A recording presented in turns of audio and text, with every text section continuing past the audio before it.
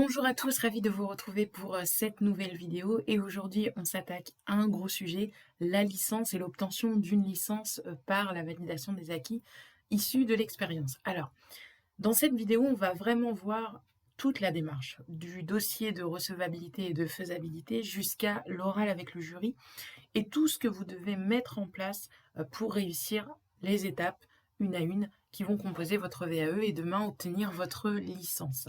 Alors, ce qu'on va faire, c'est qu'il y a deux niveaux d'informations qui vont accompagner cette vidéo. Ce que je vais vous donner en information générale et puis en petits conseils via cette vidéo, et puis un guide qui est assez long, je dois dire. J'ai passé quasiment une semaine dessus, donc c'est vous dire toute l'importance des informations qu'il y a dedans.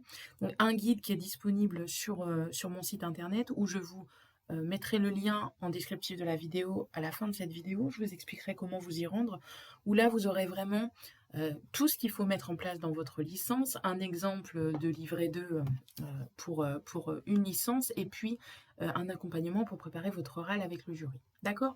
On est ensemble, je dirais, une vingtaine de minutes pour vous donner déjà les premiers éléments et vous guider, et ensuite vous retrouverez en fin de vidéo tous les conseils complémentaires qui vous aideront à réussir cette certification. Donc dans un premier temps, ce qu'il faut faire quand on souhaite démarrer une licence, c'est de trouver une certification et la bonne certification qui est en lien avec vos compétences. Ça veut dire quoi? On est sur un bac+3. Donc un bac+3, c'est un certain niveau de responsabilité, c'est une certaine expertise. Donc il va falloir identifier vos compétences, votre niveau de responsabilité, le domaine d'activité dans lequel vous exercez. Et par rapport à ça, il y a plusieurs choses que vous pouvez faire. En fonction de votre statut, évidemment, si vous êtes salarié, vous pouvez par exemple regarder sur quel diplôme se fait le recrutement actuel de votre poste, par exemple, ou du poste sur lequel vous étiez un peu avant. Si vous êtes indépendant, il faut tout simplement recenser vos compétences et puis regarder peut-être ce que fait la concurrence, quel diplôme ou quelle expertise ils mettent en avant, et regarder s'il y a un décalage par rapport à votre situation. Si vous êtes en recherche d'emploi, là vous avez un contact qui est Pôle emploi avec des conseillers qui peuvent vous mettre en relation avec des cabinets privés pour parfois vous aider à ficeler et à organiser votre projet professionnel autour de la VAE, et vous pourrez également parfois faire financer votre accompagnement VAE pour réussir votre licence. Ce que je vous recommande également, c'est de consulter des sources sites, et je vous accompagnerai dans le guide que vous aurez à disposition pour trouver la fiche des certifications en lien avec votre domaine d'activité sur le registre national des compétences professionnelles, mais pas que. Il y a également le site des organismes certificateurs comme les universités ou l'école de commerce qui peut également vous fournir des informations, et notamment le référentiel des compétences qui est le référentiel sur lequel vous serez évalué demain sur votre livret 2 notamment, et également sur le dossier de faisabilité. C'est ce qu'on va voir tout de suite, le dossier de faisabilité et le dossier de recevabilité, le livret 1.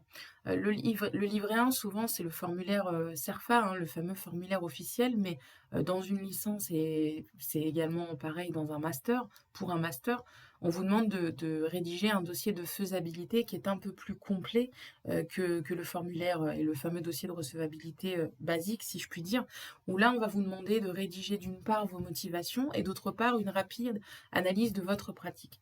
Ces deux éléments, il faut vraiment passer du temps à les rédiger parce que vous avez tout simplement une analyse qui va être faite sur votre capacité demain à rédiger un écrit qui se veut être à niveau académique comme le demande la licence, et donc forcément des réserves, ce qu'on appelle des observations, vont être apposées sur ces écrits qui vont être lus par généralement la responsable du diplôme, et c'est ce qui va influencer ou pas l'obtention de votre avis de recevabilité.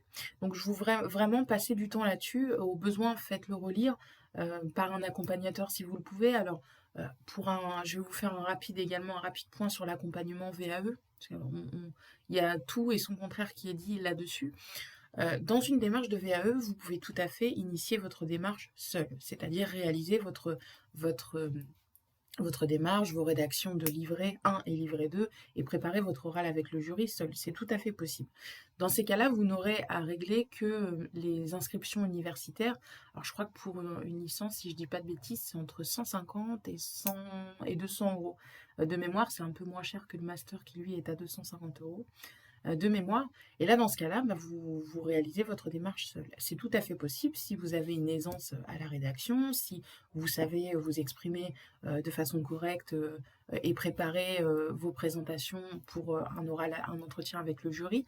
Là, encore une fois, il n'y a pas de bonnes solutions, il n'y a que des solutions qui vous correspondent et qui vont vous mettre demain en situation de réussite par rapport à cette licence de VAE.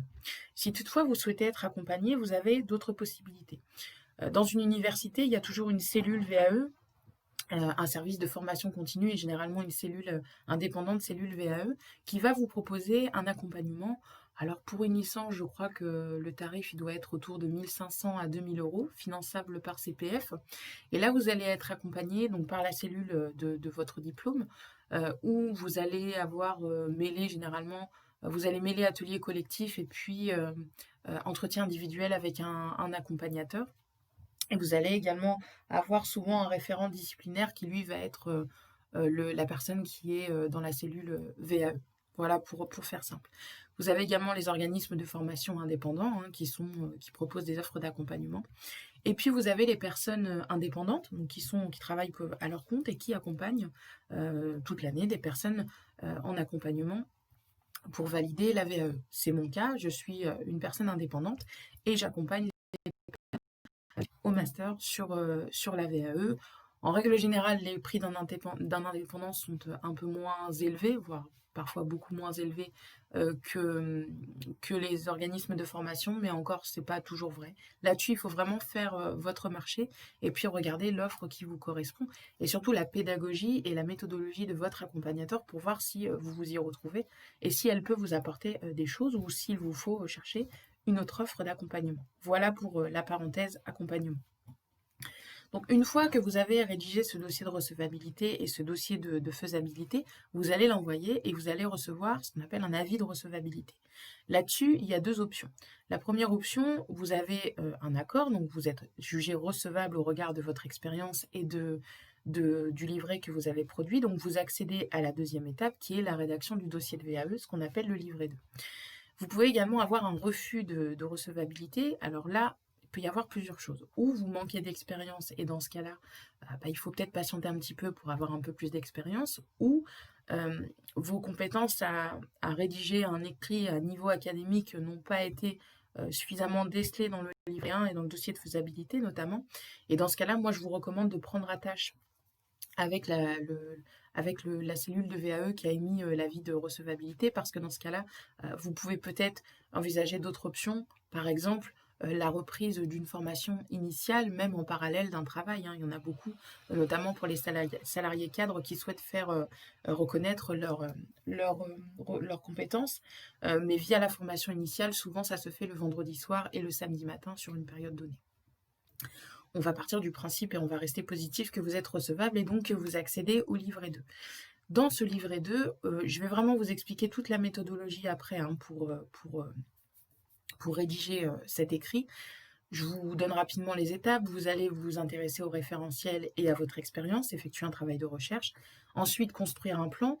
Dans un livret 2, et notamment pour une licence et un master, votre écrit est généralement à construire de A à Z. Vous n'avez pas de rubrique comme on peut trouver dans les diplômes d'État ou de fiches d'activité à compléter comme pour les BTS. Là, c'est vraiment regarder son expérience en face et puis trouver les éléments, construire un écrit qui va faire que demain, vous allez valider les compétences présentes dans le référentiel de votre certification. Vous allez ensuite développer votre expérience, analyser votre pratique professionnelle et la confronter à des références littéraires qui sont évidemment en lien avec votre domaine d'activité. Une fois que ce dossier va être complété et renvoyé, vous serez convoqué en règle générale sous 2 mois, à peu près, à un entretien avec le jury, entre 3 et 5 personnes. Là encore, ça dépend de la licence, ça dépend de l'organisme, ça dépend de la fac, de l'université ou de l'école de commerce, mais il y a un président forcément de jury qui bien souvent n'a rien à voir avec votre certification pour voir si vous êtes en capacité de vulgariser justement votre expertise. Vous avez des professionnels et vous avez des enseignants-chercheurs qui sont membres du jury et qui vont évaluer votre écrit et puis évaluer également votre prestation orale. Cet oral se déroule en 2 phases, une présentation personnelle que vous assurez entre 5 et 10 minutes, et puis un jeu de questions-réponses avec le jury. En règle générale, ensuite, on vous fait patienter dans une pièce à côté pendant la délibération du jury et puis on vous fait revenir pour vous donner l'avis juste après l'oral. Mais là, encore une fois, ça dépend de votre école de commerce ou université. Quelques données clés. Alors, c'est pas une science exacte, mais encore une fois, c'est vraiment pour vous aider et pour essayer de vous guider, de vous donner quelques références et quelques stats. Pour un diplôme, pour une licence, on attend sur un écrit et uniquement le développement. Je ne parle pas des annexes et des différents tableaux, fiches d'identité, fiches analytiques à compléter dans le dossier. C'est entre 60 et 70 pages de développement d'expérience, incluant l'introduction et évidemment la conclusion. En termes de travail personnel, on est entre 300 et 350 heures, sans compter les lectures que vous allez devoir réaliser. Et puis en production vraiment d'écrit, entre la recherche, les lectures, la rédaction et le fait de finir complètement le livret, c'est environ 8 à 10 mois. Alors il y en a évidemment qui font moins que ça, il y en a qui mettent plus de temps, ça dépend de votre disponibilité, ça dépend de votre avancée, ça dépend de votre facilité à rédiger, ça dépend de vos lectures, etc. etc. Ok. Maintenant on va passer aux différentes étapes, il y en a 6. Il y en a beaucoup plus dans le guide, mais là j'ai vraiment fait une synthèse pour pas que la vidéo dure trop longtemps. Évidemment, vous serez encore plus guidé dans le guide justement que je mets à votre disposition juste après.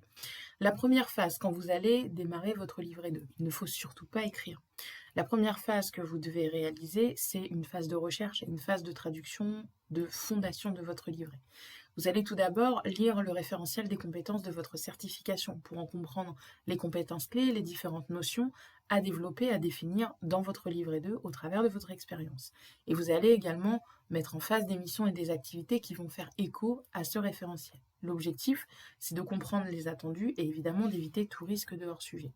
Cette phase-là pourra être faite également en même temps que l'étape 2, qui est une phase de recherche dans votre expérience, dans votre parcours, pour trouver les différentes expériences. On va vraiment retracer toute votre vie personnelle et professionnelle ensemble, enfin dans l'outil.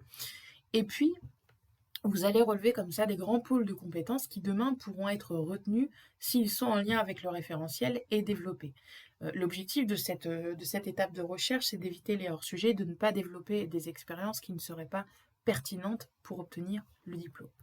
La troisième étape, ça va être la construction du plan. Je vous le disais, votre écrit pour une licence, il sera à construire complètement. Donc vous devez, avant de démarrer l'écriture, trouver une structure, une ossature à votre dossier et donc construire un plan. Il y a différents plans qui existent, thématiques, le plan en projet si vous avez mené un projet, et que vous souhaitez le développer dans son entièreté puisqu'il comble à lui seul le référentiel des compétences, c'est possible. Là encore, ça dépend. Qu'est-ce que vous souhaitez évoquer dans votre dossier, sous quelle forme, de quelle manière, et qu'est-ce que vous avez à raconter quelque part au jury pour qu'il soit en mesure d'évaluer ou non, oui ou non, si demain vous pouvez obtenir votre licence. La quatrième phase, ça sera la phase d'écriture. Il y a différents styles d'écriture que vous pouvez adopter dans votre dossier. Vous allez parfois analyser votre expérience, parfois l'évaluer, parfois simplement la décrire. Et ce rythme-là, il faut le trouver pour produire le meilleur écrit possible et le plus convaincant possible pour montrer que vous êtes en capacité d'obtenir cette licence. Avec 3 notions qui sont à maîtriser, le savoir, vos connaissances, le savoir-faire, les connaissances que vous mettez en application et qui sont vos compétences, votre expertise et le savoir-être. Toutes les qualités humaines que vous allez développer à travers ce savoir-faire, l'écoute, l'empathie, etc. et que vous allez associer à différentes compétences et développer tout au long de votre écrit. La 5e étape, ce sera une étape d'analyse et de lecture. Je vous rappelle, on attend de vous un écrit à caractère académique, ce qui veut dire que vous allez questionner votre expérience. L'expérience, vous allez la développer, vous allez parfois la problématiser, vous allez joindre un peu de théorie, toujours en partant de votre expérience, pour la confronter. Vous allez expliquer comment vous procédez dans une situation donnée, analyser vos réussites, mais également vos échecs. Vos échecs ont leur place dans votre histoire, personne n'est parfait, et vos échecs ont pu corriger certaines choses dans votre expérience, donc évidemment, ils ont leur place dans votre écrit. Expliquer et analyser ces réussites et ces échecs et confronter surtout vos pratiques et votre expérience à ce que dit la littérature et aux différentes références que vous allez intégrer dans votre dossier et qui seront ensuite repris dans votre bibliographie.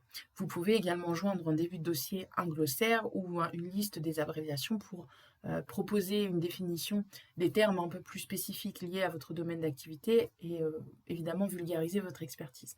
Je ne vais pas rentrer dans le détail là-dessus puisque dans le guide, je vous explique vraiment avec un exemple de livret 2 de licence, comment structurer justement votre écrit et tout ce que vous devez mettre en place, donc vous serez guidé. Et c'est justement le moment de vous donner le lien pour le guide. Donc le guide se trouve dans la description de la vidéo. Vous avez un petit menu déroulant juste en dessous de la vidéo. Ça dépend si vous êtes sur ordinateur ou smartphone ou tablette. Vous cliquez et vous aurez l'accès au guide complet pour la licence. J'en profite pour vous indiquer que vous avez également des vidéos privées à télécharger quel que soit votre niveau d'avancée dans la démarche, que vous démarriez, que vous soyez dans la rédaction du livret 2 ou dans la préparation de l'oral avec le jury. Ces vidéos sont privées et vous emmèneront vers des pages de formation où vous retrouverez davantage de ressources pour vous aider à avancer et à obtenir votre licence. J'espère avoir été rapide et synthétique et claire pour vous donner le maximum d'informations en un minimum de temps. Et je passe le relais du coup au guide complet pour aller plus loin et vous accompagner rubrique par rubrique dans la réalisation de votre licence. Je vous souhaite une très belle réussite et je vous retrouve quant à moi prochainement pour une autre vidéo.